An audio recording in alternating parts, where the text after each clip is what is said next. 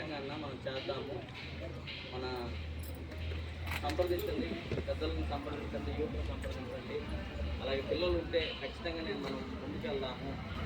2-3 చోట్ల సక్సెస్ఫుల్గా రన్ అవుతుంది అని చెప్పేసి అన్నప్పుడు నేను ఈ స్టెప్ తీసుకొని దగ్గర ఒక 3 months నుండి ఈ ఇష్యూ మీద నేను పోరాడుతున్నాను. యాక్చువల్గా 1.5 year బ్యాక్ కలిసాము సార్ని.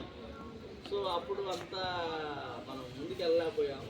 3 months తర్వాత దీన్ని ముందుకు తీసుకెళ్ళి సార్ని సంప్రదించి సార్ గైడెన్స్తో ఎప్పుడు ఎక్కడున్నా ఎస్సీ పిల్లలు, అది బీసీ పిల్లలైనా, ఎస్సీ పిల్లలైనా, ఎస్టీ పిల్లలైనా బహుజన అనే నినాదంతో ముందుకెళ్తూ వాళ్ళు డెవలప్ చేసినటువంటి మన రమేష్ సార్ని, అలాగే ఆయన ఆల్రెడీ కేడీసీసీ బ్యాంక్ మేనేజర్గా పనిచేస్తూ ఇట్లాంటి సంస్థల్లో ఏపీ లెవెల్లో ఆయన ఒక సెక్రటరీ కూడా లేదా ప్రెసిడెంట్గా ఉన్నాను సార్.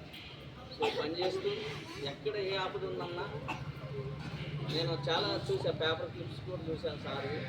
ఎక్కడ చూసినా సార్ ముందుండి నడిపిస్తూ పెద్ద అధికారులు కానీ, ఐపీఎస్లు కానీ, ఐఏఎస్లు కానీ, ఎస్ఐలు కానీ ఈ సంస్థలలో పనిచేసే అందరితో కాంటాక్ట్లో ఉంటూ పిల్లలు డెవలప్మెంట్ చేయడానికి వాళ్ళతో కోఆర్డినేట్ చేస్తూ ఇట్లా పాయింట్స్ స్టార్ట్ చేస్తున్నారు. Sir welcome sir, please welcome sir. Ramesh sir please.